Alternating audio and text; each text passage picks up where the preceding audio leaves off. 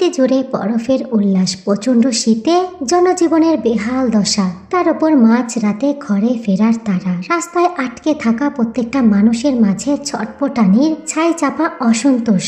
অথচ শহর জুড়ে আকস্মিক লকডাউন, কোথাও কোন একটা গাড়ি চলছে না, অলিগলি থেকে মহাসড়ক, সমগ্র জায়গা জুড়ে অকারণেই জঞ্জাট। তার উপর যুক্ত হয়েছে হর্ন বাজানোর কঠোর নিষেধাজ্ঞা।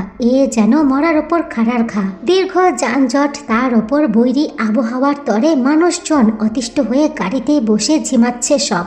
যেন কয়েক মুহূর্তের মাঝেই গোটা শহরটাকে থামিয়ে দিয়েছে কেউ, নিস্তেজ করে রেখেছে সমগ্র পৃথিবী। কিন্তু কার এত স্পর্ধা?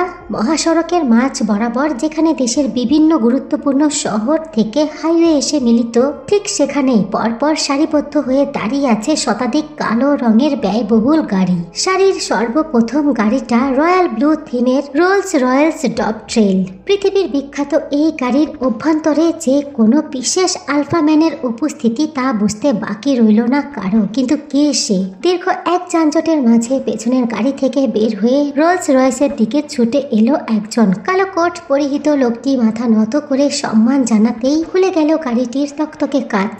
গাড়ির ড্রাইভিং সিটে বসে আছে স্বয়ং মাফিয়া বস। আঙুলের ডগায় ধুমায়িত শলাকা তার। পাশের প্যাসেঞ্জার সিটে কুণ্ডলি পাকিয়ে গুটিসুটি মেরে ঘুমিয়ে আছে মাফিয়া কুইন। তার ঠিক পেছনের সিটে গোলাকার স্টোলারের মধ্যে গা ছড়িয়ে উবু হয়ে ঘুমিয়ে আছে ছোট্ট একটা অস্তিত্ব।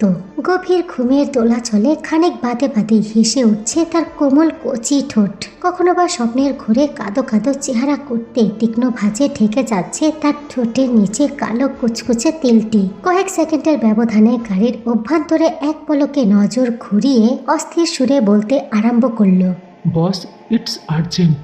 জিভ ঘষে লোকটির বাকি কথা শেষ হওয়ার আগেই মাঝ পথে থামিয়ে দিল মাফিয়া বস। ঠোঁটের ওপরে তর্জনী দাবিয়ে সতর্ক গলায় বলল, my baby boy is sleeping.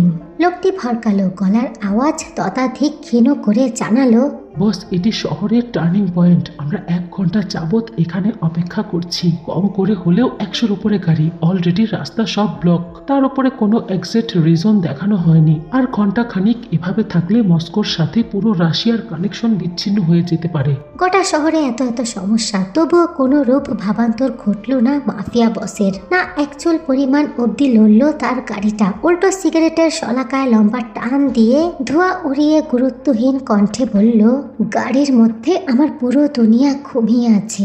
শহরকে বলো ওয়েট করতে। কিন্তু মাফিয়া গার্ডস কিছু বলতেই চাচ্ছিল, তার আগেই তাৎক্ষণিক তার মুখের মধ্যে জ্বলন্ত সিগারেট ঢুকিয়ে দিল জঙ্কুক।